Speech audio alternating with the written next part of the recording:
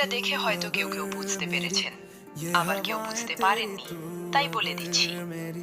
এটা আমাদের হলদিয়ার টাউনশিপ নদীর পাড়। রবিবার বিকেলে আমি, দিদি আর ভাই মিলে এখানে ঘুরতে এসেছিলাম।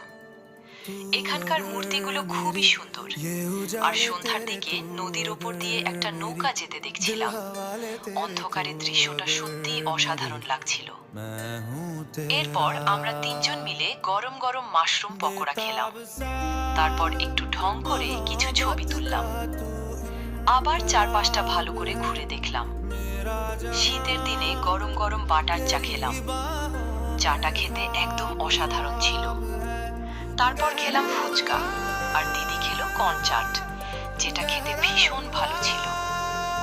সব শেষে সুন্দর ভিউ দেখতে দেখতে বাড়ি ফিরে এলাম। ভিডিওটা ভালো লাগলে অবশ্যই সাবস্ক্রাইব, লাইক আর শেয়ার করবেন।